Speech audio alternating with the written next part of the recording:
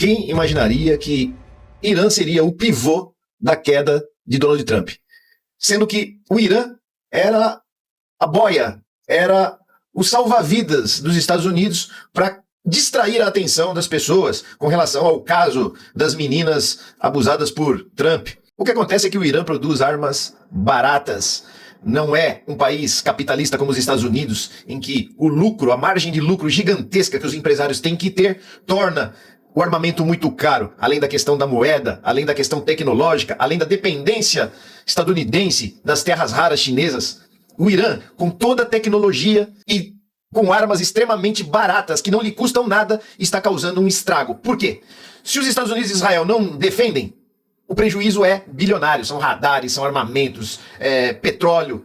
Se os Estados Unidos defendem, aquela defesa de um míssil para interceptar o outro, ela sai muito cara. Ela sai 20 vezes mais cara do que custa o armamento que está vindo para destruí-los. E eles têm que usá-lo, jogar dinheiro fora. Bate e sai. Se escondem lá no meio do deserto, se escondem nas montanhas, colocam caminhões que são inoperantes. Os Estados Unidos vai lá e joga mísseis caríssimos e é um caminhão abandonado. Os Estados Unidos achando que é um caminhão de lançamento de mísseis, acaba ficando confuso. Estão que nem baratas tontas. O Irã pinta no chão dos aeroportos caças com tinta térmica. O que acontece é que os Estados Unidos têm destruído o asfalto dos aeroportos achando que são caças. Mas mostrar que Estados Unidos e Israel estão sendo feitos de otários, isso a mídia não vai mostrar. E o que é mais alarmante, a possibilidade do Irã ter desenvolvido já uma arma nuclear. Isso apavora os Estados Unidos e há elementos que podem ser uma pista disso ou apenas um argumento estadunidense para mostrar a importância dessa invasão ao Irã, para justificar essa matança, para justificar esses gastos. Mas nós vamos mostrar para vocês essa desconfiança.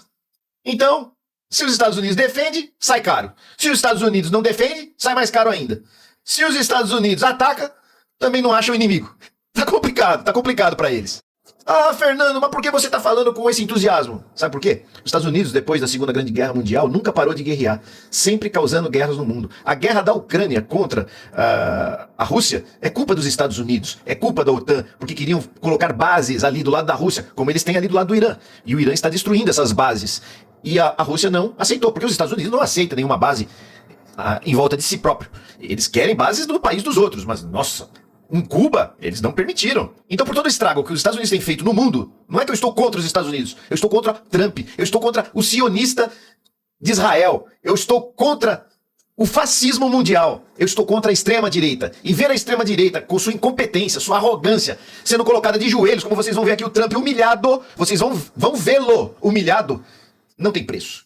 Não tem preço, vale a pena o ingresso. E vocês verão aqui também o sofrimento que ele está causando ao povo iraniano. E aí sim, aí já muda tudo. A gente fica indignado, porque essa guerra não precisaria estar acontecendo. Os próprios estadunidenses não apoiam Trump nessa guerra. Então, por que é permitido que sujeitos dementes, claramente perturbados, tenham esse poder de interferir nos países, de matar pessoas, de acabar com a humanidade? Pro Trump é fácil, pro Netanyahu é fácil, estão no fim da carreira, já estão doentes, já estão indo embora desse mundo, então eles querem que os outros não vivam aquilo que eles viveram. O vídeo tá interessante, pessoal. Você viu? Não? Vou pôr de novo.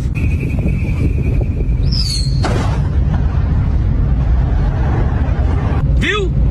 Esse é o Fatah 2, o míssil intercontinental mais moderno do Irã. Está fazendo um estrago em Israel e as defesas antiaéreas americanas não são capazes de parar este míssil. Bomba, bomba, bomba. Além de guerra no Irã, a gente tem terremoto. Só que o terremoto, na verdade, pode ser um indicativo de que está tendo bomba. E é nuclear. E aí, Cartola aqui, aquele que não sabe de nada, mas opina sobre tudo, trazendo essa notícia. O que rolou? Rolou há poucas horas atrás um terremoto no Irã, na península ou na região de Ganesh, pelo que eu entendi o nome. E isso pode ser um indicativo bastante preocupante. Por quê?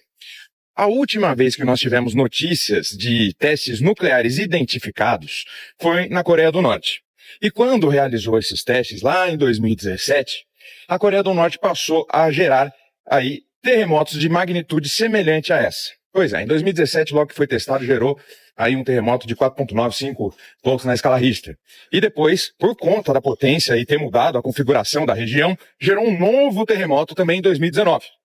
Agora vem o Irã, nesse momento de guerra, de conflito, e, coincidentemente, gera e passa por esse terrível acidente geológico que é um terremoto. Instalaram arma nuclear. O negócio agora já era para todo mundo. Pessoal, nós estamos, muito possivelmente, presenciando a história sendo escrita mais uma vez. Passamos por uma pandemia, passamos por conflitos eternos no Oriente Médio graças à porcaria de Israel, né, esse governo sionista que quer simplesmente destruir todo mundo e já puxou outra guerra com a Síria. E agora temos isso aí, um possível teste nuclear. Temos que se preocupar sim. Donald Trump não terminará o seu mandato. Eis aqui a prova. A linguagem corporal de um homem que finalmente reconhece que cometeu um erro que pode ser fatal. Olhos baixos, evitando o contato visual porque se sente inseguro. Ombros caídos, passo vacilante, um caminhar que em si mesmo é a fotografia do princípio do declínio de um império e do princípio do declínio de um governo. O governo de Donald Trump, o Império Americano. Não apenas um erro de estratégia cometido no ataque ao Irã. Donald Trump, tampouco Benjamin Netanyahu, nenhum dos dois antecipou a resposta do Irã. Já temos 5 dias de guerra e agora Donald Trump já fala em talvez 4 semanas, quem sabe alguns meses. O que compromete profundamente as eleições que acontecerão em novembro nos Estados Unidos e em outubro em Israel. Mas não é tudo. A Europa começa a reagir. Macron dá sinais de querer fortalecer a Europa para enfrentar, na verdade, os Estados Unidos. A Espanha recusou-se a permitir que suas bases sejam utilizadas para reabastecimento de aviões que pretendem atacar ainda mais o Irã. Donald Trump, num acesso de loucura, afirmou que romperá os laços comerciais com a Espanha. Não pode fazê-lo, porque há laços comerciais que não dependem diretamente dos governos. E fazê-lo afeta toda a relação dos Estados Unidos com a União Europeia. É apenas um delírio, é mais um blefe. Donald Trump está acostumado a jogar contra jogadores fracos. Na psicologia do bully, só ele tem condições de fazer um all-in, de tudo arriscar.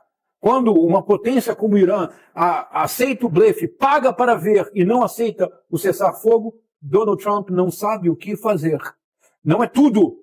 Dentro do movimento MAGA, do Make America Great Again, pela primeira vez, os mais radicalizados apoiadores do Trump começam a se afastar e a dizer, para a América ser great, deve ser first. Mas para Trump, os Estados Unidos não estão em primeiro lugar. Em primeiro lugar, a sua família, os negócios da franquia Trump.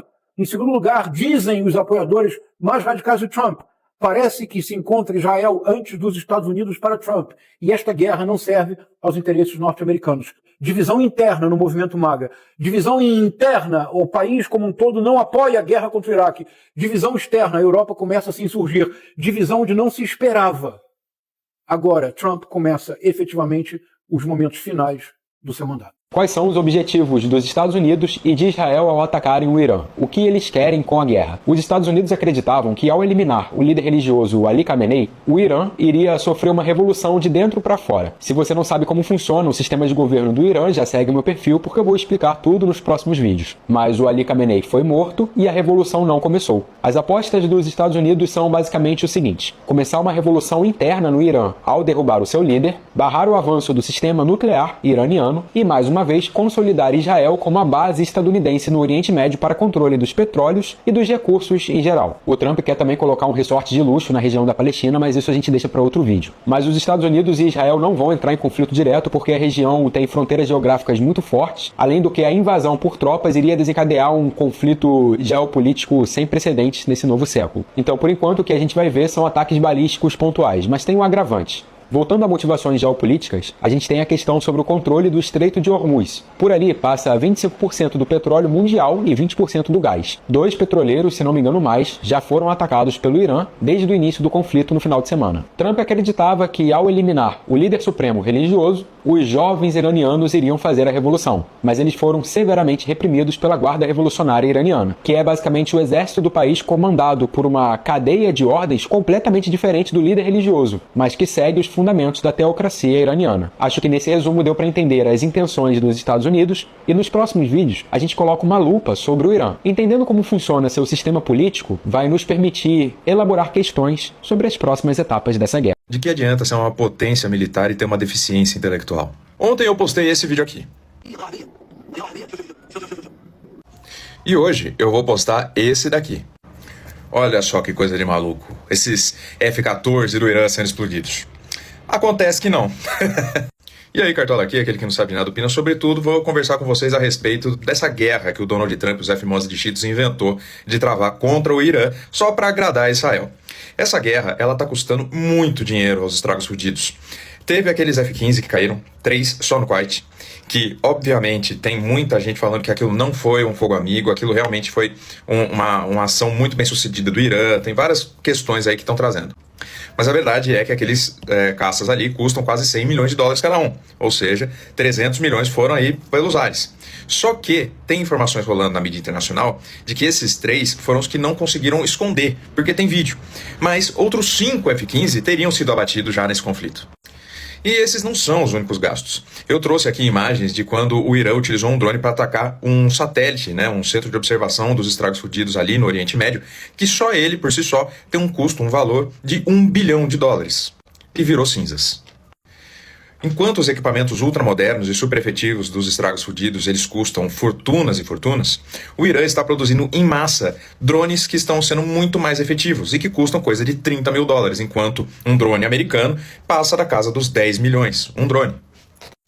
A estimativa que se tem é que os Estados Unidos já perdeu coisa de $2 bilhões em equipamentos militares em 4 dias. Enquanto isso, o Irã nem sequer começou a gastar o seu dinheiro do petróleo.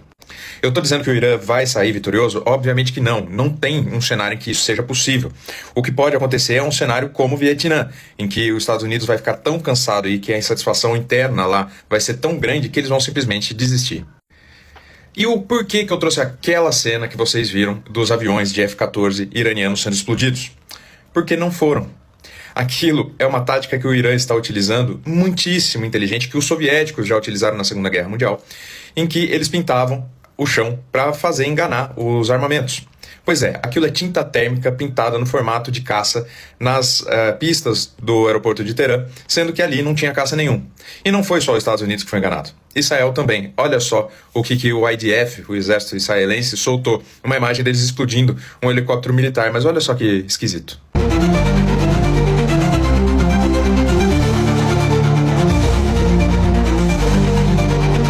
Esquisito, né? Você percebeu que as pás das hélices nem se mexem depois da explosão? É porque aquilo não é um helicóptero, é uma pintura muito bem feita, com tinta térmica. E esses novos modos de guerrear, em que você faz os ataques de maneira remota, utilizando drones, explosivos, programação, imagens de satélite, acaba abrindo um espaço para isso. E o Irã está sendo sensacional. O que está acontecendo? Os Estados Unidos e Israel estão gastando armamento para atirar no chão. Essa é a realidade. Enquanto isso, o Irã se foca em estruturas e infraestruturas que estão ali fixadas, que não tem como você pegar, como por exemplo um caça e colocar no hangar ou colocar debaixo em túneis subterrâneos. Uma base militar você não faz isso. Um sistema de satélite você não faz isso. Um sistema de vigilância você não faz isso. O Irã está usando inteligência. Não adianta só se você ser uma potência militar se você tem uma deficiência intelectual. Vamos ver quanto mais grana Donald Trump vai gastar nessa brincadeira. E se é que ele vai conseguir alguma coisa desse conflito? Te segura, porque o baile na Europa vai começar a tocar agora. Vladimir Putin, que é o presidente da Rússia, ele estava até demorando a aparecer de tudo isso que está acontecendo, né? Estados Unidos, lá no Irã, aí agora vem o Vladimir Putin. Vou jogar ali, né, um galãozinho para poder deixar a festa melhor. E olha só o que Vladimir Putin acabou de se pronunciar, segundo vem trazendo aqui a Alfinetei, que é uma página de direita. Vladimir Putin diz que vai cortar o fornecimento de gás para toda a Europa. Opa, meu amigo, aí o negócio já começa a ficar, né? Aí eu vou ler aqui. O presidente da Rússia, Vladimir Putin, declarou que pode suspender o fornecimento de gás natural para toda a Europa, o que elevaria ainda mais a tensão econômica, né, galera, no continente. Se a decisão for colocada em prática, o efeito imediato tende a ser... Então, né, galera... Se isso rolar, meu amigo, o dólar já está subindo, o barril de petróleo já está subindo e não sabemos aí aonde vai parar tudo isso. Bom dia. Para tentar ajudar a entender o que está acontecendo no Oriente Médio, vamos trazer aqui Tucker Carlson, um dos principais, se não o principal, jornalista de direita lá dos Estados Unidos. Isso não era risco para Israel, era exatamente o objetivo. Eles queriam enfraquecer o Golfo e em 2 dias conseguiram. E qualquer um que goste de decência, ordem e limpeza torce para que o Golfo se recupere. O Golfo não é ameaça para a gente. Temos bases militares nesses países. São alguns dos nossos aliados mais próximos. Todos são aliados bem mais próximos que Israel, disparado. São nossos amigos, mas foram muito prejudicados. E num lugar como Dubai, que basicamente faz parte de um país, é um emirado dos Emirados Árabes, mas também é basicamente uma marca de luxo. As pessoas vão para Dubai porque é bonito, rico e limpo, e acima de tudo porque é seguro e organizado. Tem o aeroporto mais movimentado do mundo. Você começa a ver vídeo no Instagram de fumaça no aeroporto de Dubai e pensa, acho que vou para Cabo esse ano. Ah, desculpa, cartéis de drogas. Tanto faz. Talvez você vá para Sedona esse ano. Isso machuca muito esses países e Israel queria machucar esses países. Esse é o ponto. Queria machucar esses países. Queria semear caos e desordem porque são rivais de Israel. Então provavelmente não foi noticiado, mas é fato que ontem à noite no Catar e na Arábia Saudita, autoridades prenderam agentes do Mossad planejando cometer atentados nesses países. Agora, isso é estranho. Isso não faz sentido. Por que os israelenses estariam cometendo atentados em 2 países do Golfo que também estão sendo atacados pelo Irã? Eles não estão do mesmo lado? Não.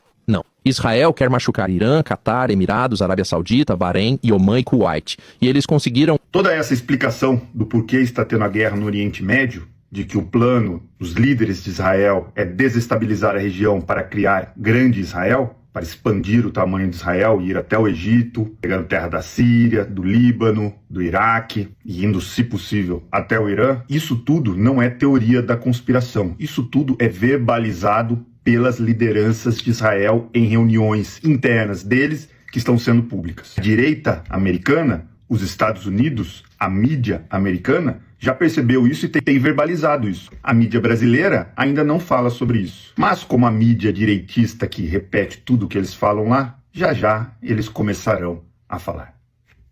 E o gado bolsonarista que está pedindo pro Trump invadir o Brasil, assim como fez no Irã. O que o Trump está fazendo lá, referente à Venezuela e ao Irã, que ele fez ontem, representa o que a direita está querendo aqui no Brasil. Vale lembrar que o Trump invadiu a Venezuela, mas que o regime de Nicolás Maduro continua sendo o mesmo. A única coisa que mudou é que agora a Venezuela cede aos interesses americanos, tá? É isso que a extrema-direita quer para o nosso país, sermos vassalos novamente do povo americano. Gente, o regime do Irã é condenável, a gente sabe, é um regime antidemocrático que mata pessoas. Mas a pergunta que eu quero te fazer, o Trump vai invadir também a Arábia Saudita, que também é uma teocracia, que também é uma ditadura, que também mata pessoas, inclusive em praça pública? Acho que não, né? Porque ditadura pro Trump tem que ser uma ditadura seletiva, porque lá na Arábia Saudita ele diz que eles são aliados importantes. O Trump será que também vai invadir a Coreia do Norte, que também é uma ditadura? Não, acho que não. Eles têm bomba atômica, né? O Trump será que vai invadir a China também? Não, acho que não. Eles também têm bomba atômica. E o Trump invadiu a Rússia? Não. A Rússia continua em guerra com a Ucrânia e o Trump está tentando arrumar uma proposta de paz. Mas invadir a Rússia? Não invadiu, não. E é sobre isso. Os interesses dos Estados Unidos sempre em primeiro lugar. Agora vocês vão entender por que o premier britânico Starmer negou liberar as bases para que os Estados Unidos possam usar contra o Irã. O que o Irã está fazendo? Olha a tática dos caras, por isso que não se deve mexer no vespeiro. Eles estão destruindo petroleiros de bases aliadas ali do Oriente Médio, dos Estados Unidos. Estão destruindo. E além disso, ainda fecharam o canal de Hormuz. E o Donald Trump está em pânico. Está em pânico. Deveria ter bombardeado, né? O Irã, inclusive, eles estavam numa reunião negociando pela paz entre os países. Agora o bicho vai pegar. Não, e saindo dessa questão, em torno de 30 brasileiros, aqueles dos legendários, estão presos lá em Dubai. Deixa eu trazer a matéria aqui para vocês, fica ligado aí. Esse pessoal aqui são aqueles evangélicos ricos. E pessoal que gosta de subir a montanha, são conhecidos como legendários. Olha só o que saiu aqui. Brasileiros do grupo evangélico Legendários ficam presos em Dubai em meio à guerra. Vamos à matéria. Vocês já perceberam que esses evangélicos vivem viajando para Israel, para Dubai? Já perceberam isso?